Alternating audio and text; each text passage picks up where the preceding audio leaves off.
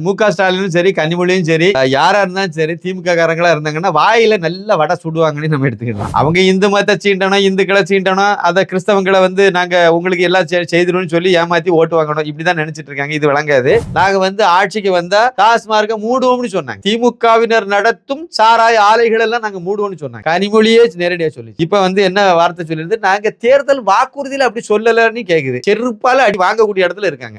பள்ளிக்கூடத்துல படிக்கிற பொண்ணுங்கள் எல்லாம் இப்ப வந்து பீர் குடிக்கக்கூடிய அளவு வந்துட்டு திராவிடியா மாடல் அரசாங்கம் வந்து ஆட்சி வந்து அப்படி கொண்டு போய் சேர்த்துட்டு. அதே மாதிரி இறைவன் மிகப்பெரியவர்னு ஒரு படம், அந்த படத்தினுடைய டைரக்டர் அமீர், அந்த ஈர வெங்காயம் இப்ப என்ன சொல்லிட்டாலேன்னா, எனக்கு பேப்பர்ல வந்த பிறகு எனக்கு தெரியும், பல பிசினஸ்ல அந்த ஆளு பார்ட்னர் இவரு. இந்த ஈர வெங்காயம் இப்ப ஊருக்கு உபதேசம் பண்ணிட்டு கிடக்கு. நம்ம டிஜிபி இருக்காரு பாருங்க, சங்கர் ஜுவால், அவரு கூட நின்று போட்டோ எடுத்து விருது கொடுத்திருக்காரு. போதைப் பொருள் கடத்தல் கும்பலினுடைய தலைவனுக்கு விருது கொடுத்திருக்காரு. அவர் அப்பாவி மீது நீங்கள் அபாண்டமாக மோடி அரசு நடவடிக்கை எடுக்கிறதுன்னு சொல்லிட்டு வருவாங்க பாருங்க. 10-50 பொம்பளைகளுக்கு சம்பளம் கொடுத்து கூட்டிட்டு வந்து எல்லாம் பரதாவை போட்டு கொண்டு ரோட்ல விடுவாங்க, விட்டு போராட்டம் நடத்துவாங்க பாருங்க. அதான் திமுகவில் இருந்து அப்படிதான் இருப்பாங்க. விஞ்ஞான ரீதியா கடத்துவாங்க, விஞ்ஞான ரீதியா கொள்ளையடிப்பாங்க. அப்படிதான் இவரு பண்ணிருக்காரு. நாரதர் மீடியா உணர்வாளர்களுக்கு வணக்கங்கள். நான் உங்கள் விஜய் சின்னசாமி. இன்று நம்முடன் இணைந்திருப்பவர் எழுத்தாளரும் அரசியல் விமர்சகருமான திரு சின்னப்பா கணேசன் அவர்கள். வணக்கம் ஜி. வணக்கம் விஜய். வணக்கம் வணக்கம். நாரதர் மீடியா உணர்வாளர்களுக்கு எனது பணிவான வணக்கம். ஒரு சின்ன வேண்டுகோள், கடந்த முறை கேட்டதுதான். அதாவது வந்து நாம இப்போ இந்த தேர்தல் வந்து மிக முக்கியமான தேர்தல், வரக்கூடிய பாராளுமன்ற தேர்தல். தமிழகத்தில் ஒரு பெரிய அரசியல் மாற்றம், ஆட்சி மாற்றம் இல்லை, அரசியல் மாற்றம் நிகழ்வதற்கு அடிகோலக்கூடிய ஒரு தேர்தல். கிட்டத்தட்ட நான் பல நாட்களாக சொல்லிட்டு இருக்க மாதிரி நாம இப்போ இருக்கக்கூடியது வந்து ஒரு 2ஆம் சுதந்திர போர். வெள்ளைக்காரன்ட்டு நம்ம இப்போ நாட்டை மீட்டு தந்தாங்க நம்ம முன்னோர்கள்லாம். வ.உ. சிதம்பரம் பிள்ளையிலிருந்து ஆரம்பித்து பெரிய தலைவர்கள் எல்லாம் நமக்கு சுதந்திரம் வாங்கி நம்மகிட்ட தந்துட்டு போனாங்க. இப்போ நம்ம இந்த கொள்ளை கும்பல் இருக்குது பார்த்தீங்களா, இந்த திராவிடியா மாடல் கொள்ளை கும்பல்லேருந்து நம்ம தமிழகத்தை மீட்க வேண்டிய கட்டாயத்தில் நம்ம இருக்கோம். அதுக்கு திரு அண்ணாமலை ஐபிஎஸ் அவர்கள் தலைமையில் அந்த இயக்கமாக எடுத்துகிட்டு போய் மிகப்பெரிய ஒரு விழிப்புணர்வு கிடைச்சிருக்கு. மிகப்பெரிய சந்தோஷமான விஷயம் தொடர்ந்து நடந்துட்டு இருக்கு. கடந்த சில நாட்களாக மிகப்பெரிய உயரத்துக்கு அது போயிட்டு இருக்கு. ஒரு பெரிய நம்பிக்கை கீற்றாக அது அமைஞ்சிருக்கு. ஒட்டுமொத்த தமிழர்களுக்கும் கண்டிப்பாக ஒரு பெரிய மாற்றம் வரும் அப்படின்னு நம்புகிறோம். இந்த நேரத்தில் வரக்கூடிய பாராளுமன்ற தேர்தலில் மோடியினுடைய கரத்தை வலுப்படுத்துகிற வகையில் நமக்கு இருந்தால் மட்டும்தான் வந்து அதுக்கு சாத்தியமாகும். இதுதான் வந்து அடுத்து வரக்கூடிய சட்டமன்ற தேர்தலுக்கு முன் மாதிரியாக நடக்கக்கூடிய ஒரு தேர்தல். இதில் வந்து மிகப்பெரிய தோல்வியை வந்து இந்த திராவிடிய மாடல் அரசாங்கம், குறிப்பாக திமுக வந்து சந்திக்கணும். அதுவும் அதனுடைய கூட்டணியும் சந்திக்கணும். சந்திச்சா மட்டும்தான் அது ஒரு பெரிய வெற்றியாக இருக்கும் நமக்கு. அப்போ அதே சமயத்தில் பாஜக அணி மிகப்பெரிய வெற்றி அடையணும் தான்.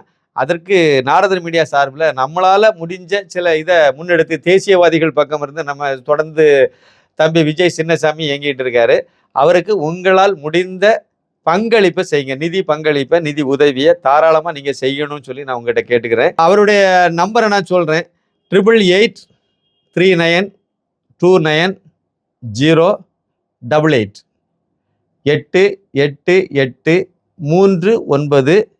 8839290888. இதுதான் அவருடைய ஜிபே நம்பர், இதுதான் ஃபோன்பே நம்பர். அக்கௌண்ட் டீட்டெயில்ஸை கூட நான் கொடுப்பாரு. நீங்கள் வந்து உங்களால் முடிஞ்ச நிதி பங்களிப்பை கட்டாயம் செய்யணும். இந்த தேர்தல் வரைக்குமாவது கண்டிப்பாக செய்யுங்க. அது வந்து தேசியவாதிகளுடைய கரத்தை வலுப்படுத்துறதுக்கு நாரதர் மீடியாவுக்கு உதவுகிற வகையில் நீங்கள் செய்தீங்கன்னா அந்த தேசியவாதிகளுடைய கரத்தை வலுப்படுத்த செய்யுங்கிறது எதிர்பார்ப்பு. நிச்சயமாக பண்ணுங்க, உதவுங்க. இப்ப நம்ம நிகழ்ச்சிக்கு போவோம். திமுக தலைவரும் தமிழக முதல்வருமாக இருக்கக்கூடிய ஸ்டாலின் அவர்கள் வந்து முன்பு பேசியிருந்தார். தமிழகத்துல போதைப் பொருட்களை தடுப்பதிலும் அதை கட்டுப்படுத்துவதிலும் நான் வந்து ஒரு சர்வாதிகாரியாக மாறுவேன், நடவடிக்கை எடுப்பேன் என அவர் பேசியிருந்தார். ஆனா அவரோட கட்சியில ஒரு நிர்வாகியாக இருந்த ஜாபர் சாதிக் என்பவர் போதைப் பொருள் கடத்துவதில் வந்து ஒரு மூளையாக இருந்து செயல்பட்டது இப்போது தெரிய வந்திருக்கிறது. இந்த சம்பவத்தை எப்படி பாக்குறீங்க? அதாவது முக ஸ்டாலினும் சரி, கனிமொழியும் சரி, யாரா இருந்தாலும் சரி, திமுக காரங்களா இருந்தாங்கன்னா வாயில நல்ல வடை சுடுவாங்கன்னு நம்ம எடுத்துக்கலாம். வாயினால வடை சுடுவாங்க. எல்லாம் பேப்பர்ல இருக்கும், எல்லாம் இதுல இருக்கும், ஸ்டிக்கர் எங்க வேணாலும் ஒட்டுவாங்க. செயல்ல ஜீரோ. செயல்படாத ஒரு திறனற்ற அரசுன்னா இந்த திராவிடியா மாடல் அரசாங்கம் தான். இது எந்த காலத்திலையும் திருந்தவும் செய்யாது. இன்னொன்று செயல்பட வைக்கணும்னு அவங்களுக்கு எண்ணம் கிடையாது. அவங்க இந்து மதத்தை சீண்டணும், இந்துக்களை சீண்டணும், அதை கிறிஸ்தவங்களை வந்து நாங்கள் உங்களுக்கு எல்லாம் செய்திருவோம்னு சொல்லி ஏமாற்றி ஓட்டு வாங்கணும், இப்படி தான் நினச்சிட்டு இருக்காங்க. இது விளங்காது. போதைப் பொருள் வந்து மிகப்பெரிய ஒரு டேஞ்சரான ஒரு விஷயம்தான். அதை வந்து நம்ம யாருமே நியாயப்படுத்தக்கூடிய ஒரு விஷயம் கிடையாது.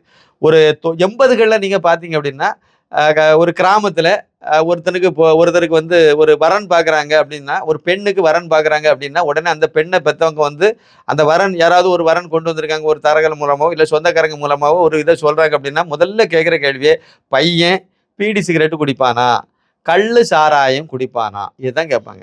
அவன் கள்ளு சாராயம் குடிப்பான் அப்படின்னா ஒரு மார்க்கு கீழே போயிடும். பீடி சிகரெட்டு குடிப்பான் சேர்த்து அப்படின்னா சுத்தம் வேண்டாம், நிப்பாட்டிடு. அது கள்ளு சாராயம் குடிக்காண்டாலே வேண்டாம்னு சொல்லுவாங்க. ஏன்னா அது நம்ம வாழ்க்கை ஃபுல்லாக நம்ம மகளை அழ வச்சுக்கிட்டே இருப்பான். அதனால் வந்து நல்ல வாழ்க்கை அமையாது பொண்ணுக்கு அப்படிங்கிறத, மகளுக்கு அமையாது அப்படிங்கிறத அன்னைக்கு இருந்த பெற்றோர்கள் அப்படி தான் முடிவு பண்ணாங்க.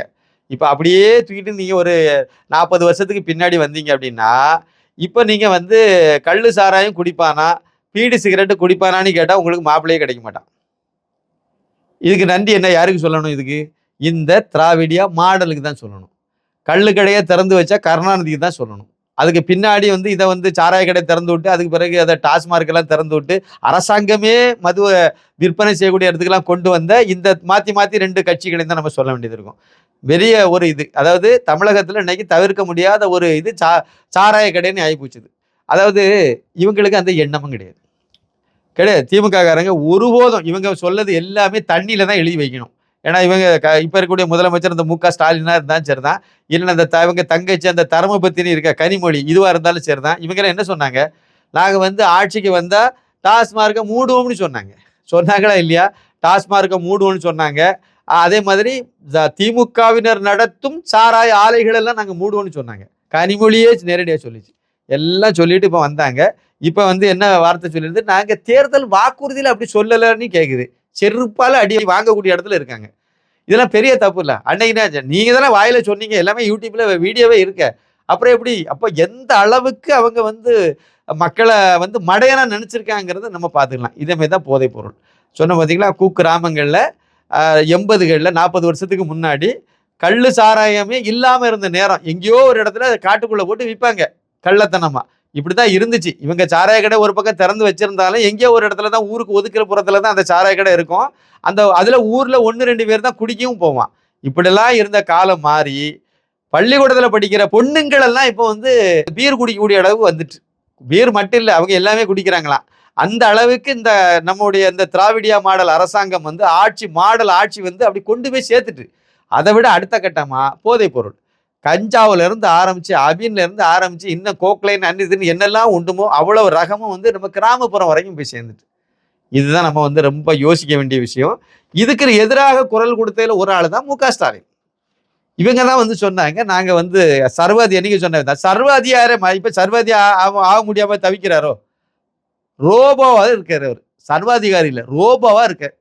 அவருக்கு யாராவது கீ கொடுத்தா தான் இது இயங்கும். அந்த அளவுல லட்சணத்துல போயிட்டு இருக்காரு. இவர் வந்து அப்பப்போ மோடிக்கு வேற பாடம் சொல்லிட்டு இருக்காரு. அதான் இதில் வேடிக்கையா இருக்கு. இதுல என்ன அப்படின்னா, இந்த போதைப் பொருள் கடத்தல்ல வந்து மாட்டின அந்த ஜாபர் சாதிக் இருக்கார்ல, மூளையா செயல்பட்டவர். இவர் திமுகவினுடைய அதாவது சென்னை மேற்கு மாவட்ட அயலக அணி துணை அமைப்பாளர். விளங்கிறது? திமுகவுக்கு ஸ்பான்சர் பணம் கொடுத்ததே இந்த ஆளு தான் பண்ணியிருக்கான். நிறைய நிதி உதவி எக்கத்தவா பண்ணியிருக்கான். அவ 500 கோடியா 1000 கோடியா நமக்கு தெரியல. ஏன் தெரியுமா? இதுவரைக்கும் பண்ண அந்த போதைப் பொருள் கடத்தலுடைய மதிப்பு வந்து 15,000 கோடி. 3 ஆண்டுகளாக பண்ணியிருக்காங்க. திமுக என்னைக்கு ஆட்சிக்கு வந்து அதுல இருந்து இந்த வேலையை பிரமாதமா செய்திருக்காங்கிறத புரிஞ்சுக்க முடியுது. அப்படின்னா திமுகவுடைய பின்புலத்துல தானே இவர் செய்திருக்காங்க.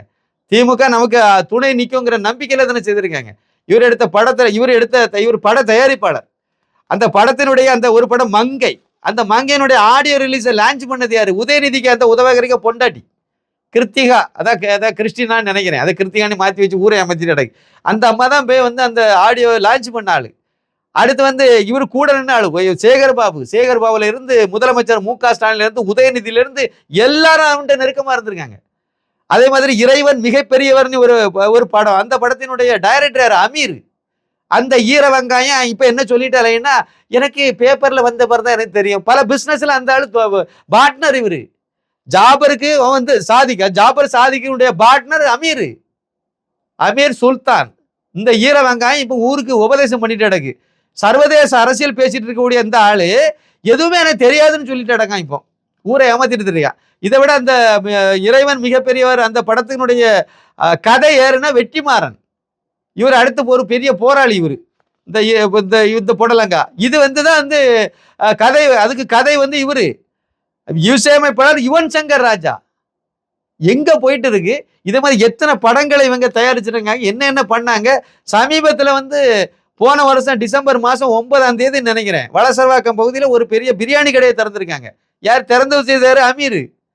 யாருடையது? இவ ஜாபர் சேக இதனுடைய சாதிக்கினுடைய இது அந்த கடை வந்து அவங்களுடையது, பிரியாணி கடை திறந்து வச்சது இவரு. இதே மாதிரி இவருடைய சகோதரர் அவர் வந்து முகமது சலீம், அவர் விடுதலை சிறுத்தைகள் கட்சியில வந்து மத்திய சென்னை மண்டல துணை செயலாளர். விளங்கிறது? இவங்க எல்லாம் ஏன் கூட்டணி வைக்கிறானுங்க? இதுதான். அதாவது 15,000 கோடி அளவுக்கு பண்ணிருக்காங்கன்னா குறைந்தபட்சம் 500,000 கோடியாவது திமுக பயனடைஞ்சிருக்கும். அதுல கொடுத்துருப்பாங்க. ஏன்னா பின்னாடி காப்பாற்றணும்ல. பாருங்க, இந்த ஆளை கைதே பண்ண மாட்டாங்க. வேணா பாருங்க, தலைமறைவா ஆயிட்டான்.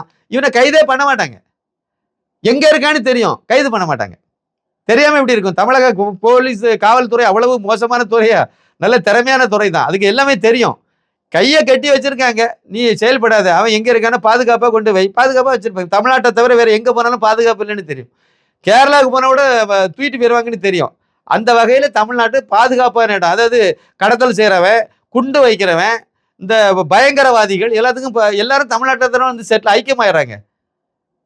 அதனால இதை வந்து ரொம்ப ரொம்ப சீரியஸான மேட்ரு இது. அவரும் வந்து இதுல வேற நம்ம டிஜிபி இருக்காரு பாருங்க, சங்கர் ஜுவால், அவரு கூட நின்று போட்டோ எடுத்து விருது கொடுத்திருக்காரு. போதைப் பொருள் கடத்தல் கும்பலினுடைய தலைவனுக்கு விருது கொடுத்திருக்காரு அவரு. அந்த விருது எதுக்காக வேண்டி கொடுத்ததுன்னு எனக்கு தெரியல, ஆனால் விருது கொடுத்திருக்காரு. இன்னொன்று இருக்குங்க, திமுகனால இப்படி தாங்க இருக்கும். அந்த அராஜகம், ரவுடித்தனம், கடத்தல், கொள்ளை, இதுக்கெல்லாம் பேர் போனதுதான் திமுக. ஏன் தெரியுமா? கீழக்கரையில் திமுக கவுன்சிலர் சர்பாரஸ் அப்படின்னு ஒருத்தன், இவன் வந்து 360 கோடி ரூபாய் மதிப்புள்ள போதைப் பொருளை வந்து கடத்தும் போது கையை கிளம்ப சிக்கிட்டான். இதுதான் மேட்ரு. இப்போ திமுகனால இப்படித்தான். இவங்கெல்லாம் வெளியே தெரிஞ்சவங்க, அப்புறம் மற்றவங்களாம் தெரியாம இருக்காங்க. அவ்வளவுதான் வித்தியாசம். மற்றபடி திமுக வந்து என்னைக்குமே வந்து இந்த கொள்ளையடிக்கிறவனை வந்து காட்டி கொடுக்க மாட்டாங்க. அதை குண்டு வைக்கிறவனை காப்பாற்றுவாங்க. சட்டசபையில தீர்மானம் நிறைவேற்றி கோயம்புத்தூர் குண்டுவெடிப்பு குற்றவாளி அல்வுமா பாஷாவை வெளியே கொண்டு வரணும்னு தீர்மானம் போட்டாங்க. அந்த குண்டு வச்சால இந்த மிச்சமீ திருக்கோடியெல்லாம் வெளியே விடுங்கன்னு சொன்னாங்க. ஆனா அந்த குண்டு வச்சான் பாத்தீங்களா, வைக்கும்போது அவனை முஸ்லீம் பயங்கரவாதின்னு சொல்லக்கூடாதுன்னு சொன்ன கும்பல் இது. ஆனா வெளியே இப்ப வந்து முஸ்லீம் சிறைவாசிகளா? என்ன முஸ்லீம் சிறைவாசிகள்னு சொல்லிட்டு போண்டியது தானே, குற்றவாளிகள் தானே, அதை குற்றவாளின்னு சொல்லிட்டு போண்டியதா? முஸ்லீம் சிறைவாசிகள் பேரு. இதுதான் எத்தோழித்தனங்கிறது. அதே கதை தான். இப்போ வந்து இந்த சாபர் ஜாதிக்கு இருக்கான் பார்த்தீங்களா, அந்த சாதிக்கு வந்து இப்போ தலைமறைவாக இருக்கானா, இனிமே ஒரு கும்பல் கிளம்பி வரும். இந்த ஜவாஹருல்லா, அவரு இவரு தமிமுன் அன்சாரி, இவங்கெல்லாம் அதுக்கு ஒத்து ஊதுவாங்க, வந்து போராட்டம் நடத்துவாங்க. அப்பாவி மீது நீங்கள் அபாண்டமாக மோடி அரசு நடவடிக்கை எடுக்கிறதுன்னு சொல்லிட்டு வருவாங்க பாருங்க. 2 நாளையில வருவாங்க, தெருவுக்கு வருவாங்க. வந்து ஒரு பெரிய ஒரு 10-50 பொம்பளைகளுக்கு சம்பளம் கொடுத்து கூட்டிட்டு வந்து எல்லாம் பரதாவை போட்டு கொண்டு தெருவில் ரோட்ல விடுவாங்க, விட்டு போராட்டம் நடத்துவாங்க பாருங்க. விளையாடுவாங்க, நல்லா அழகா செய்வாங்க. ஸோ இது மக்கள் அவ்வளோத்தையும். ஆனால் மக்கள் எல்லாம் விழிப்புணர்வு ஆயிட்டாங்க. முன்னாடி மாதிரி இல்லை. பிரதமரும் அதே தான் சொன்னார். முன்னாடி மாதிரி இல்லை. மக்களுக்கு வந்து நீங்கள் எந்த பத்திரிகையில் நீங்கள் நான் இந்த தமிழகத்துக்கு என்னெல்லாம் செய்தங்கிறத இப்போ நான் பேசுகிறேன். தூத்துக்குடியில் இப்படி தான் சொன்னார். நான் பேசுகிறேன், ஆனால் பேசுகிறத இங்கே உள்ள எந்த பத்திரிகையிலும் போட மாட்டாங்க. ஏன்னா அவங்கள போடக்கூடாதுன்னு சொல்லி இங்கே இருக்கக்கூடிய இந்த திருட்டு திமுக அரசாங்கம் அதை கட்டுப்படுத்தி வச்சிருக்கு. ஆனாலும் அதை பற்றி எனக்கு கவலை இல்லை. எத்தனை தடை வந்தாலும் நான் என்னுடைய திட்டங்களை தமிழக மக்களுக்கு தந்துக்கிட்டே இருப்பேன்.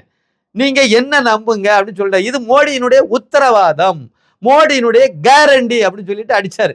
அதே கதை தான். இவங்க வந்து ஊழல் பண்ணணும், கொள்ளையடிக்கிறவன் இவனை மட்டுமே அதை காப்பாற்றணுங்கிறதுல உறுதியா இருக்காங்க. பாருங்களேன், ஒரு அமைச்சர் செந்தில் பாலாஜி ஜெயிலுக்கு போய் 230 நாள் கடந்த பிறகு அந்த ஆளை வந்து விடுதலை, அந்த அமைச்சர் பதவியிலிருந்தே தூக்க மாட்டாங்க. இவங்களை வந்து முழுக்க இவங்களுடைய நோக்கமே என்ன அப்படின்னா, இந்த கொள்ளைக்காரனை காப்பாற்றுறது. ஏற்கனவே சொன்னமே தான், இந்த மாதிரிப்பட்ட அரசாங்கம் தான். அதனால போதைப் பொருளை வந்து 2 வகையான பாதிப்பு. ஒன்று, போதைப் பொருள் கடத்தல் கும்பலுக்கு திமுகவே நேரடியாக துணை போனது மிகப்பெரிய ஒரு இது. கமலஹாசன்லாம் கூட நின்று போட்டோ எடுத்து வச்சிருக்கேன். இன்னும் எவன்லாம் கூட இருக்கானு. விஜய் சேதுபதி அவருடைய கடையை ஒன்று திறந்து போட்டு, இவங்க எல்லாம் ஏதாவது காசு கொடுக்கலன்னு போக மாட்டாங்க. கடை திறப்புக்கு ஒரு நடிகரோ வராங்கன்னா அதெல்லாம் பெரிய பிராண்ட் அம்பாசிடர், அதுக்கு பெரிய அமௌண்ட்ல கோடிக்கணக்கில் தான் அதுக்கு பணம் கொடுக்கணும். அப்போ அதனுடைய பயனாளிகள் ஒன்று விஜய் சேதுபதி கடைக்கு உள்ள. இதே மாதிரி எல்லாரும் வாங்கி தின்னவங்க தான். பணம் எங்கிருந்து வந்துச்சு? கடத்தல் தொழில இருந்து கொள்ளையடிச்ச பணம் அது. அதான் திமுகவில் இருந்து அப்படிதான் இருப்பாங்க. விஞ்ஞான ரீதியா கடத்துவாங்க, விஞ்ஞான ரீதியா கொள்ளையடிப்பாங்க. அப்படிதான் இவர் பண்ணியிருக்காரு. ஆஸ்திரேலியா, சுவிட்சர்லாந்து, அங்கிருந்து அவன் கண்டுபிடிச்சு திருப்பி வந்துட்டான். இந்த மாதிரி கடத்தியிருக்காங்க ஐயா, இந்த இந்த இந்த மாதிரி எல்லாம் பண்ணிட்டு தேங்காய் பொருள் என்னெல்லாமோ பொருளுக்குள்ள மிக்ஸ் பண்ணி அனுப்பியிருக்காங்க. அதாவது அரபு நாட்டுல இருந்து சென்னை விமான நிலையத்துக்கு வரக்கூடியவங்க தங்கம் கடத்துறாங்கல்ல, இதே கேட்டகரி தான். எங்கெல்லாமோ வச்சு கொண்டு வராங்கல்ல, அதுக்கு பொம்பளைகள வேற துணை போறாங்க. ஆனா அதுல இந்த கடத்திட்டு வரக்கூடிய பேரை மட்டும் வெளியே சொல்ல மாட்டாங்க. ஏன்னா அதுல இப்ப 90% பேர் முஸ்லீமா இருக்கான். அது வெளியே தெரிஞ்சிடக்கூடாது. அந்த பேர் வெளியே தெரியக்கூடாது. சென்னையில மட்டும் இருக்கும். சென்னை விமான நிலையத்துல மட்டும் தொடர்ந்து நீங்க ரொம்ப தெளிவா பார்த்துட்டே வாங்க. அந்த சென்னை விமான நிலையத்துல இப்ப 15 லட்சம் ரூபாய் மதிப்புள்ள தங்கம் பிடிபட்டது, சவுதி அரேபியால இருந்து வந்த விமானத்துல சிக்கியது எல்லாம் சொல்லுவாங்க. ஆனா அதுல அந்த சிக்கனா பாருங்க, அவனை மட்டும் சொல்லவே மாட்டாங்க. எத்தனை பேரும்பாங்க, அவன் பேரை மட்டும் சொல்லவே மாட்டாங்க. சொன்னா அது முஸ்லீம் மதத்தை போய் பாதிச்சிருமா? என்னத்தை பாதிக்கும்? கொள்ளக்காரன்னு சொல்லுங்க, அவனை ஏன் முஸ்லீம்னு சொல்றீங்க? கடத்தல்காரன்னு சொல்லுங்க. இதே கதை தான். இதை மாதிரி தான் இவங்க செய்வாங்க. இப்ப அந்த மாதிரி செய்திருக்காங்க, வலுவா மாட்டிக்கிட்டாங்க. இப்ப இதுல இருந்து தப்பணும்ல, அதுக்கு என்னமோ இதை பித்தலாட்டம் பண்ணி மடை மாத்தம் பண்றது என்னங்கிறத தர்மபத்தினி கனிமொழியும் அவங்க அண்ணன் மு.க. ஸ்டாலினும் யோசிச்சுட்டு இருக்காங்க. எப்படிடா இதை பண்றது? எவ்வளவு பெரிய இது 2 விதமான பாதிப்பு. ஒண்ணு வெளிநாட்டுக்கு ஏற்றுமதி பண்ணது, இவங்களே துணை போனது, அது ஒரு பெரிய தப்பு. 2வது ஒரு விஷயம், உள்நாட்டுல தமிழகத்துல பல்வேறு இடங்கள்ல இதை சப்ளை பண்ணி அவங்களை கெடுத்து நாசம் பண்ணது எவ்வளவு பெரிய விஷயம் இது. இலங்கைக்கு போதைப் பொருள் எங்க இருந்து போகுது? தமிழகம் வழியா போகுது. இங்க இருந்து மீன் பிடிக்க போறேன்னு கொண்டு போகக்கூடிய போட்ல கொண்டு போய் அங்க போய் கை மாத்தி விட்டு அது அங்கே போகுது. இலங்கையில திரிகோணமலை வரைக்கும் போய் சேர்ந்திருக்கு போதைப் பொருள். தமிழகத்தின் வழியாக திரிகோணமலைக்கு வரைக்கும் போய் சேர்ந்திருக்கு. அங்க இருக்கு. இது ஒரு தகவல். அதனால இதெல்லாம் மாறணும் அப்படின்னா இவங்களுக்கு பல்ல புடுங்கினா தான் சரி. இந்த ஆட்சி மாறினா தவிர வேற எந்த காட்சிகள்லாம் மாறாது. தெளிவா இருக்காங்கல்ல, அதுல இந்த கொள்ளை கூட்டத்துக்கு தான் ஆதரவா இருக்குன்னு இருக்காங்கல்ல, அதனால இது மாறாது. திமுகனாலே அப்படித்தான் இருக்கும் சார். திமுக அப்படின்னாலே அது கொள்ளை கூட்டம், கொள்ளையை தான் அடிப்பாங்க, கடத்தல் தான் பண்ணுவாங்க. மணல் கடத்துறவனும் திமுகவா தான் இருக்கான். அந்த கனிம பொருட்களை வளங்களை கொள்ளையடிக்கிற கல் குவாரி வச்சிருக்கிறவனும் திமுக தான் இருக்கான். கல்குவாரியிலிருந்து கடத்திட்டு போறவனும் திமுக காரனா தான் இருக்கான். இந்த டிரைவிங் இந்த வண்டியினுடைய எப்சி முடிக்காம இல்லைன்னா எப்சியில ப்ராப்ளம் இருக்கவே எல்லாமே திமுக சிம்பலை போட்டு தான் ஓட்டுறான். சின்னத்தை வரைஞ்சி வச்சுக்கிட்டு அவன் பாட்டு ஓட்டிட்டு இருக்கான். இதுதான் நடக்கும். அதனால இதுக்கு ஒரு முடிவு காலம். அதான் மோடி சொன்ன மாதிரி வரக்கூடிய தேர்தலுக்கு பிறகு இது நல்ல காரியம் நடக்கும்னு நம்புவோம். உங்களுடைய பொன்னான நேரத்தை ஒதுக்கி பல தகவல்களை நாரதன் மீடியாவுடன் பகிர்ந்து கொண்டதற்கு மிக்க நன்றி எல்ஜி. நன்றி, வணக்கம்.